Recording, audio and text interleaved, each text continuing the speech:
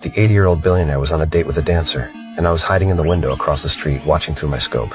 But the moment I looked at the dancer, my heartbeat shot up to 101. I quickly turned away, because the old man was my real target. I forced myself to calm down, and when my heartbeat dropped to 65, I pulled the trigger with full confidence. But the woman suddenly moved, and she blocked the fatal shot. I tried to aim again, but the bodyguard pulled the curtains and locked onto my position. I couldn't hesitate anymore, so I broke down the sniper rifle and packed it fast. I cleaned every trace, put on my helmet, and rushed downstairs to my motorcycle. I sped off and brushed past the arriving police. Luckily, I had planned everything, so I took hidden paths and kept dumping my gear along the way. I tossed the backpack with the gun parts into a garbage truck, and when I was sure no one was trailing me, I abandoned the motorcycle by the road and threw my helmet into the river under a bridge. Then I headed to a convenience store, because I needed to get rid of the gunpowder smell. I threw my clothes into the trash, washed every inch of my skin, even shaved my beard clean. Then I changed into tourist clothes and sprayed perfume at the sink to cover my scent. After that, I rushed to the airport, because I knew the police would lock down the road soon. Again,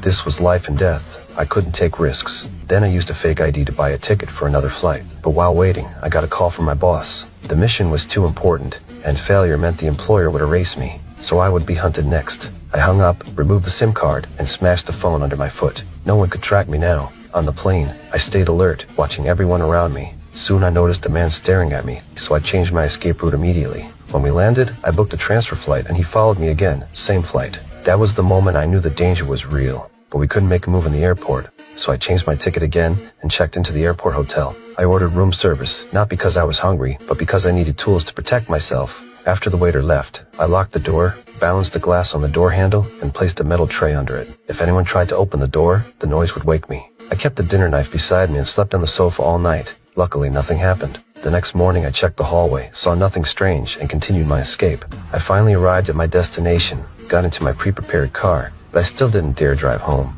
I changed routes many times, drove around half the city, until I felt it was safe to return. But the moment I reached my house, I saw footprints and a pile of cigarette butts. Someone had been watching my home. The killers were already here. My nerves tightened instantly. I grabbed the gun from my car and ran toward